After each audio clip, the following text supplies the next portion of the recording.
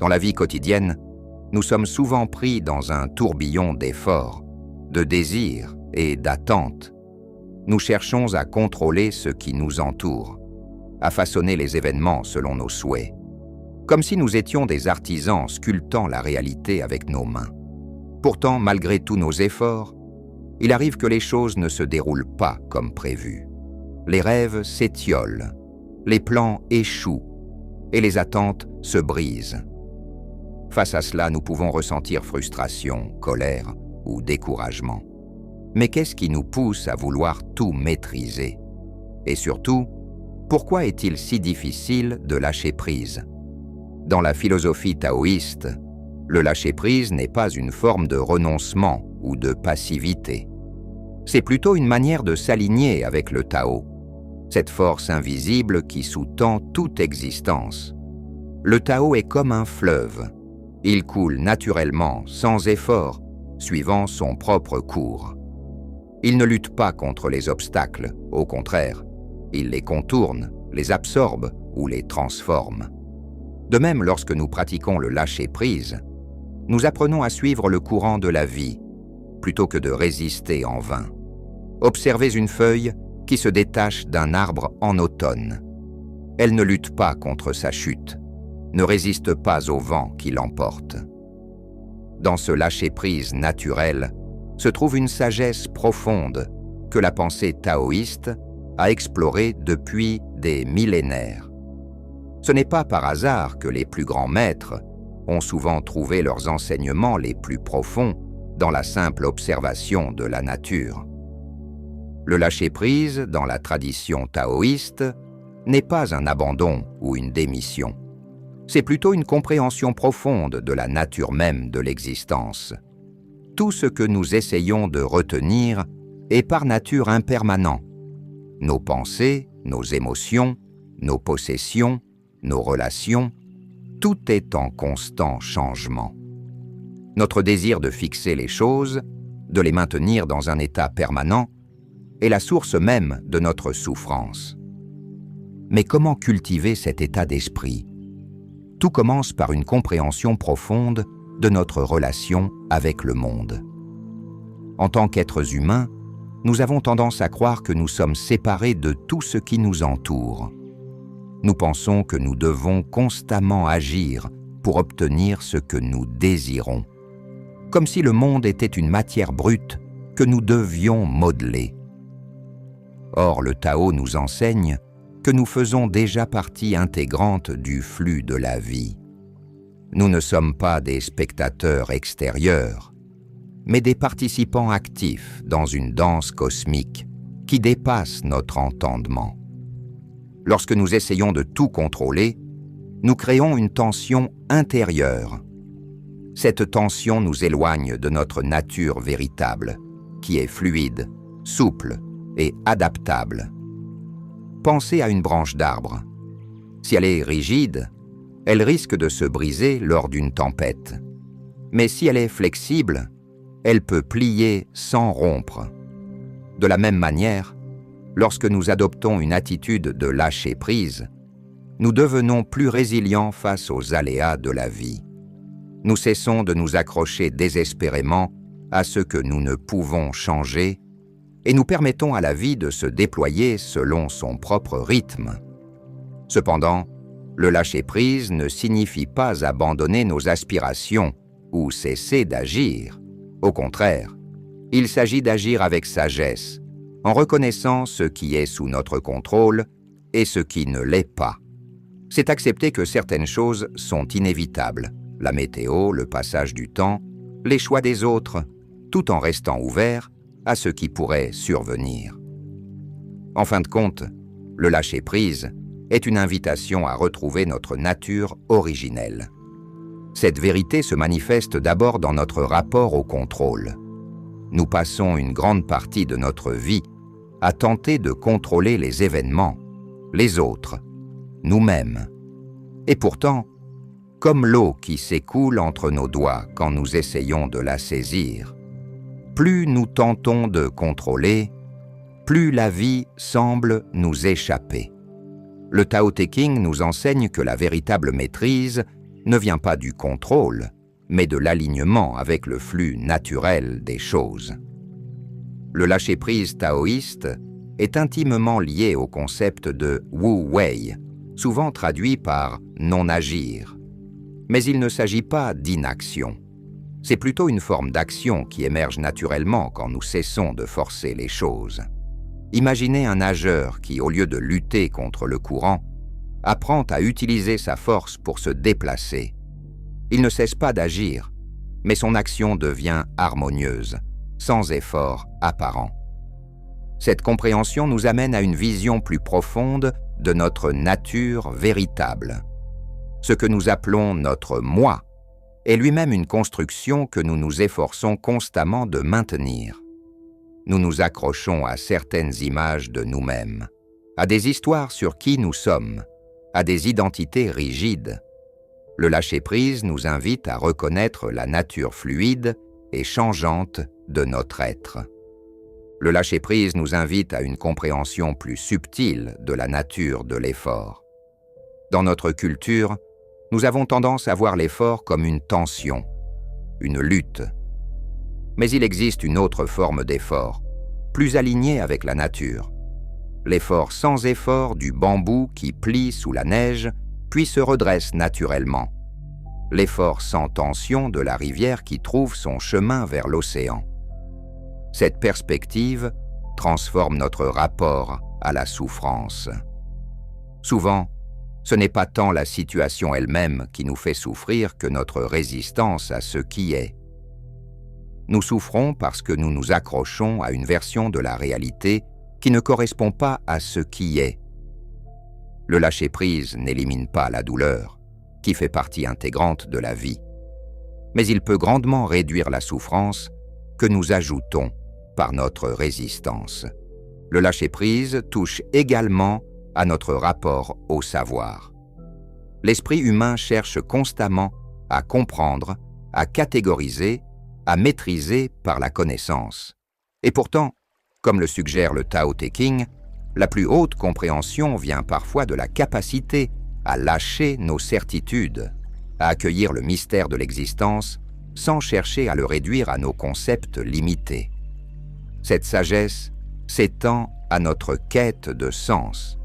Nous sommes souvent obsédés par la recherche d'un sens définitif à notre existence, d'une réponse ultime à nos questions existentielles. Le lâcher-prise nous invite à une autre perspective. Et si le sens n'était pas quelque chose à trouver, mais quelque chose qui émerge naturellement quand nous cessons de le chercher avec tant d'acharnement? Le paradoxe du lâcher-prise est qu'il requiert lui-même une forme de pratique. Nous ne pouvons pas forcer le lâcher-prise. Ce serait contradictoire. Nous pouvons cependant cultiver les conditions qui le favorisent, comme un jardinier qui prépare le sol, tout en sachant qu'il ne peut pas faire pousser les plantes par sa seule volonté. Le premier pas consiste à observer nos pensées et nos émotions. Souvent, nous nous accrochons à des idées, des peurs ou des désirs, sans même nous en rendre compte. Par exemple, nous pouvons être obsédés par un objectif précis, obtenir un emploi, réussir un projet, gagner l'approbation des autres, au point d'en oublier de vivre pleinement le moment présent. En prenant le temps de nous arrêter, de respirer et de regarder en nous-mêmes, nous pouvons commencer à identifier ces attachements. Une fois que nous les reconnaissons, nous pouvons choisir de les relâcher, non pas parce qu'ils sont mauvais, mais parce qu'ils nous empêchent de goûter pleinement à la richesse de l'instant. Un outil précieux pour cela est la respiration consciente. Lorsque nous sentons que l'anxiété ou la frustration montent, nous pouvons simplement poser une main sur notre cœur et prendre quelques respirations profondes. En nous concentrant sur notre souffle, nous ramenons notre attention vers le présent, vers ce qui est ici et maintenant. Ce simple geste peut suffire à dissiper l'emprise des pensées obsessionnelles et à nous reconnecter à notre calme intérieur. Une autre clé du lâcher-prise est d'apprendre à faire confiance au processus de la vie. Cela peut sembler abstrait, mais en réalité, Il s'agit simplement de reconnaître que beaucoup de choses échappent à notre contrôle, et que c'est parfait ainsi. Par exemple, imaginez que vous plantez une graine dans votre jardin. Vous pouvez arroser la terre, la nourrir, lui donner de la lumière, mais vous ne pouvez pas forcer la graine à germer. Elle suivra son propre rythme, guidée par des forces invisibles. De la même manière, dans notre vie, certains événements prendront le temps qu'il leur faut pour se réaliser. En acceptant cela, nous libérons une grande quantité d'énergie mentale et émotionnelle que nous gaspillions autrefois à vouloir tout contrôler. Enfin, il est essentiel de pratiquer la compassion envers nous-mêmes. Le lâcher-prise n'est pas toujours facile, surtout lorsque nous avons été conditionnés depuis l'enfance à croire que le succès dépend de notre capacité à tout maîtriser. Si nous échouons à lâcher prise dans une situation donnée, il est important de ne pas nous juger sévèrement. Au contraire, nous pouvons voir cet échec comme une opportunité d'apprendre et de grandir. Chaque pas, même hésitant, nous rapproche de l'harmonie avec le Tao.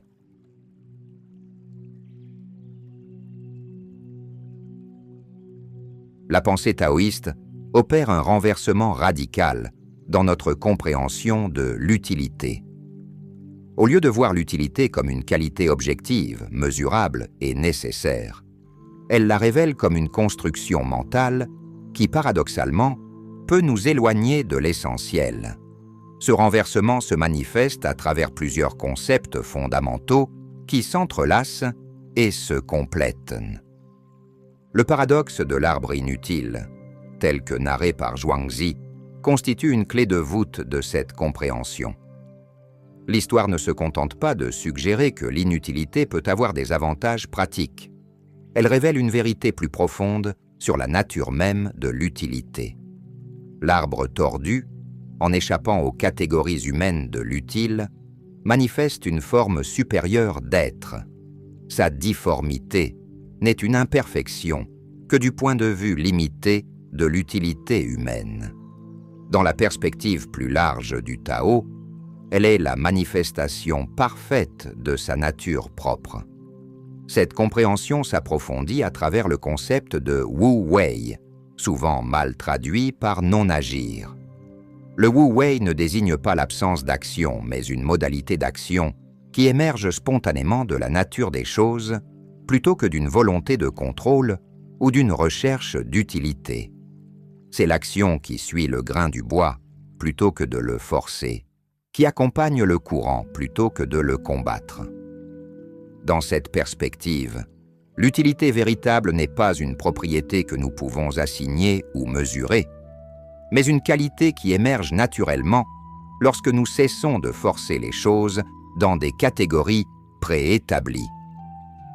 Le Ziran, spontanéité naturelle, éclaire davantage cette conception. Dans la pensée taoïste, chaque être possède une nature intrinsèque qui se déploie d'elle-même lorsqu'elle n'est pas entravée par des exigences artificielles. Cette nature n'a pas besoin de justification utilitaire, car elle est l'expression même du Tao. Un arbre n'a pas à prouver son utilité pour être. Il est utile précisément parce qu'il est pleinement ce qu'il est, sans effort ni justification. La métaphore du vide, récurrente dans le Tao Te Ching, approfondit cette compréhension. Le vide, au centre de la roue, dans un vase ou dans une maison, n'est pas une absence à combler, mais ce qui rend possible l'utilité de l'objet. De même, c'est souvent ce qui échappe aux catégories de l'utilité qui rend possible toute utilité véritable. Cette perspective invite à voir l'utilité non comme une propriété positive, mais comme une qualité qui émerge de l'espace laissé au déploiement naturel des choses. Le concept de deux, vertu ou puissance, complète cette vision. Le deux n'est pas une qualité morale ou utilitaire acquise, mais la manifestation naturelle du Tao dans chaque être. La plus haute utilité, dans cette perspective, n'est pas celle qui se mesure à l'aune de critères externes, mais celle qui jaillit spontanément de l'alignement avec sa nature profonde. Cette conception de l'utilité se reflète également dans la compréhension taoïste du langage et des catégories. Le Tao Te Ching commence par affirmer que le Tao dont on peut parler n'est pas le Tao éternel. De même, l'utilité que nous pouvons définir et mesurer n'est qu'une forme limitée et souvent trompeuse d'utilité. La véritable utilité, comme le Tao lui-même, échappe aux catégorisations rigides. La sagesse taoïste nous invite ainsi à une compréhension plus subtile et plus profonde de l'utilité. Au lieu de chercher à assigner ou à mesurer l'utilité selon des critères préétablis, elle suggère de reconnaître comment chaque chose et chaque être manifeste naturellement sa propre forme d'utilité lorsqu'on le laisse être ce qu'il est. C'est un renversement qui a des implications profondes pour notre façon de concevoir notre place dans le monde et notre rapport à l'existence. Cette conception taoïste de l'utilité transforme radicalement notre rapport à l'existence et notre manière d'agir dans le monde. Elle invite à un renversement complet de perspective qui touche à la fois notre compréhension de nous-mêmes et notre manière d'interagir avec la réalité. La première implication profonde concerne notre rapport à l'anxiété existentielle. La quête obsessionnelle d'utilité qui caractérise notre époque révèle une incapacité fondamentale à accepter la gratuité de l'être. Nous sommes constamment poussés à justifier notre existence par une forme de productivité ou d'utilité mesurable. La perspective taoïste suggère que cette anxiété elle-même nous éloigne de notre nature profonde. En cherchant à prouver notre valeur par l'utilité, nous perdons contact avec ce qui, en nous, est véritablement essentiel. Cette compréhension transforme également notre rapport à l'action. Dans la perspective utilitariste dominante, l'action est jugée à l'aune de ses résultats mesurables. Le taoïsme propose une vision radicalement différente, où l'action juste émerge non pas d'un calcul d'utilité, mais d'un alignement avec la nature des choses. C'est le principe du Wu Wei, appliqué à l'existence quotidienne. Agir non pas pour prouver son utilité, mais parce que l'action émerge naturellement de la situation. La conception taoïste remet également en question notre rapport au travail et à l'accomplissement personnel. Au lieu de chercher à maximiser notre utilité selon des critères externes, elle invite à découvrir comment notre nature unique peut se manifester le plus naturellement possible. C'est une invitation à trouver non pas ce qui est le plus utile selon les standards sociaux, mais ce qui correspond le plus profondément à notre nature propre. Cette perspective transforme aussi notre compréhension de l'efficacité. L'efficacité véritable, dans la vision taoïste, ne réside pas dans la capacité à forcer les résultats, mais dans l'aptitude à s'aligner avec les tendances naturelles déjà présentes. C'est une forme d'efficacité paradoxale qui peut sembler inefficace selon les critères conventionnels, mais qui produit des résultats plus profonds et plus durables. La question du sens de la vie se trouve également transformée. Au lieu de chercher à donner un sens à notre existence à travers une utilité démontrable, le taoïsme suggère que le sens émerge naturellement lorsque nous cessons de le chercher activement. C'est en abandonnant la quête anxieuse d'utilité que nous pouvons découvrir notre véritable valeur. Cette perspective a des implications profondes pour notre rapport au temps. L'obsession de l'utilité nous pousse souvent à une gestion compulsive du temps, cherchant à maximiser chaque moment. La sagesse taoïste suggère qu'une partie essentielle de notre temps doit être inutile pour que notre vie puisse déployer sa pleine signification. Notre rapport à l'échec et au succès s'en trouve également transformé. Dans une perspective utilitariste, l'échec est ce qui ne produit pas les résultats attendus. Dans la vision taoïste, il n'y a pas véritablement d'échec, car chaque situation même apparemment inutile ou contre-productive, peut révéler une forme plus profonde d'utilité. Cette compréhension modifie aussi notre rapport aux autres. Au lieu de juger les autres selon leur utilité apparente, nous sommes invités à reconnaître comment chaque être manifeste, à sa manière unique, le déploiement du Tao. C'est une invitation à une forme plus profonde de respect et de reconnaissance qui transcende les critères utilitaires. En dernière analyse, la sagesse taoïste nous invite à une forme de liberté plus profonde. En nous libérant de l'obligation de justifier constamment notre utilité, nous pouvons paradoxalement découvrir des formes d'action plus authentiques et plus efficaces. C'est une libération qui ne nie pas l'importance de l'action dans le monde, mais qui la replace dans une perspective plus large et plus profonde. Cette vision n'est pas une invitation au désengagement ou à la passivité, mais à une forme plus subtile et plus profonde d'engagement avec la réalité. En cessant de nous préoccuper de notre utilité, nous pouvons paradoxalement devenir plus utiles, non pas selon des critères externes, mais comme expressions authentiques du Tao, se manifestant à travers notre nature unique.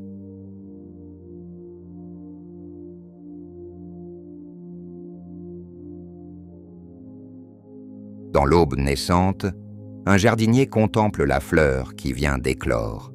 Il l'admire, prend soin d'elle, veille à ce qu'elle ait suffisamment d'eau et de lumière.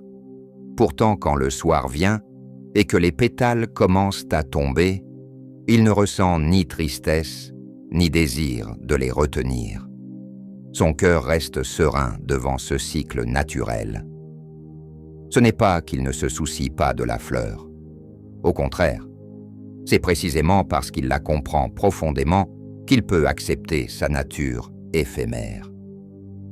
Voilà la différence essentielle entre le détachement et l'indifférence. L'indifférence est une carapace, une fermeture du cœur. C'est un mur que nous construisons pour ne pas être touchés, affectés, bouleversés par le monde. L'indifférent détourne le regard de la souffrance non par sagesse, mais par peur ou par désensibilisation. Il se coupe du monde pour ne pas avoir à le ressentir. Son apparente sérénité n'est qu'une absence d'engagement, absence de connexion, absence de vie. Le détachement, en revanche, est une ouverture, une compréhension profonde de la nature des choses. Le sage taoïste ne se détache pas du monde. Il se détache de ses attentes rigides sur comment le monde devrait être. Il ne cesse pas d'aimer, mais il aime avec une sagesse qui comprend la nature impermanente de toute chose. Comme le dit un ancien proverbe, « Les branches du saule sont souples parce qu'elles savent danser avec le vent. » Prenons l'exemple d'un maître d'arts martiaux. Dans le combat, il est totalement présent, engagé, attentif à chaque mouvement. Mais il n'est pas attaché à l'idée de victoire ou de défaite. Son détachement ne diminue pas son habileté. Au contraire, il la renforce, car son esprit reste clair, non obscurci par la peur de perdre ou le désir désespéré de gagner. C'est ce que les anciens appelaient l'action dans le non-agir. L'indifférent dit « Rien n'a d'importance, alors pourquoi s'en soucier ?» Le détaché répond « Tout a de l'importance, c'est pourquoi je reste libre. » Le détachement taoïste est semblable à la position d'un parent sage qui aime profondément son enfant, tout en comprenant qu'il doit le laisser suivre son propre chemin. Il n'aime pas moins, il aime mieux. Son amour n'est pas diminué par le détachement, il est transformé, élevé à un niveau de compréhension plus profond. Dans la tradition taoïste, on compare souvent ce détachement éclairé à l'eau d'une rivière. L'eau s'engage pleinement dans son voyage, épouse chaque courbe du terrain, nourrit tout ce qu'elle touche. Pourtant, elle ne s'attache à aucune forme particulière, ne résiste pas au changement, ne s'accroche pas aux rives qu'elle rencontre. Elle est à la fois totalement engagée et parfaitement détachée. L'indifférence est une forme de pauvreté. Pauvreté de l'expérience, pauvreté du cœur. Le détachement, lui, est une richesse. C'est la capacité de vivre pleinement, tout en restant libre, d'aimer profondément, tout en acceptant l'impermanence, d'agir avec passion, tout en restant en paix avec tous les résultats possibles. Les maîtres taoïstes nous enseignent que le véritable détachement n'est pas une fuite du monde, mais une manière plus sage d'y habiter. C'est la capacité de danser avec la vie sans être prisonnier de la chorégraphie, de jouer de la musique sans être obsédé par la partition, de peindre sans être esclave du résultat. Un ancien conte taoïste parle d'un pêcheur qui passait ses journées sur la rivière. Contrairement aux autres pêcheurs qui s'agitaient et se frustraient quand le poisson ne mordait pas, il restait serein, que sa pêche soit abondante ou maigre. On lui demanda un jour son secret. Il répondit « Je ne pêche pas le poisson, je pêche le moment présent. Le poisson n'est qu'un invité dans mon filet. » Cette histoire nous révèle l'essence du détachement taoïste. Ce n'est pas un renoncement à l'action ou à l'engagement, mais une libération de l'attachement au résultat. Le pêcheur n'est pas indifférent à sa pêche. Il y met tout son art, toute son attention. Mais sa paix intérieure ne dépend pas de ce qu'il attrape ou non. Ainsi, le détachement taoïste nous invite à une forme plus élevée d'engagement avec la vie. Non pas l'engagement anxieux de celui qui s'accroche, ni le désengagement de celui qui se retire, mais la liberté joyeuse de celui qui sait danser avec la vie tout en restant ancré dans sa nature profonde. Comme le disait un sage, le bambou est fort précisément parce qu'il sait plier. Le détachement n'est pas un appauvrissement de l'expérience, mais son enrichissement. Ce n'est pas moins de vie, mais plus de vie, une vie vécue avec une conscience plus claire, un cœur plus large, une liberté plus profonde. C'est l'art subtil d'être pleinement présent, tout en restant parfaitement libre, totalement engagé, tout en demeurant en paix, avec le flux constant du changement. Si le détachement n'est pas l'indifférence, qu'est-il véritablement? La tradition taoïste nous enseigne qu'il est une voie de libération, un chemin vers une forme plus profonde de participation au monde. Pour comprendre cette apparente contradiction, il nous faut plonger plus profondément dans la nature même de notre rapport au réel. Imaginons un musicien qui, au début de son apprentissage, est attaché à chaque note, tendu dans son désir de perfection. Sa musique, bien que techniquement correcte, manque de vie, prisonnière de sa propre volonté de bien faire. Puis vient un jour où, à force de pratique, il oublie la technique. Ses doigts trouvent d'eux-mêmes leur chemin sur l'instrument. C'est précisément dans ce détachement de la technique qu'il trouve la vraie maîtrise. Sa musique devient plus vivante, plus authentique, précisément parce qu'il a cessé de vouloir la contrôler. Cette forme de détachement est semblable à ce que les taoïstes appellent l'oubli du soi. Non pas une négation de l'individualité, mais une libération des limites que nous imposons à notre expérience. Comme le dit Chuang Tzu, le poisson oublie qu'il nage dans l'eau, l'oiseau oublie qu'il vole dans l'air. C'est dans cet oubli que réside la liberté véritable. Un maître calligraphe expliquait à ses élèves « Tant que vous pensez au pinceau, votre trait sera rigide. Tant que vous pensez à vous-même en train de peindre, votre geste manquera de vie. C'est quand vous oublierez, et le pinceau et vous-même, que la vraie calligraphie pourra naître. » Ce n'est pas de l'indifférence à son art. Au contraire, c'est un engagement si profond qu'il transcende la dualité entre l'artiste et son œuvre. Le détachement taoïste nous invite ainsi à une forme paradoxale de présence.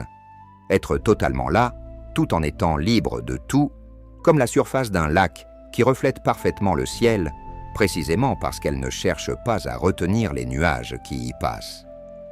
Cette qualité de présence est particulièrement visible dans la pratique du Qigong, où le pratiquant apprend à être simultanément parfaitement ancré et parfaitement libre, totalement présent dans chaque mouvement tout en restant détaché de sa forme.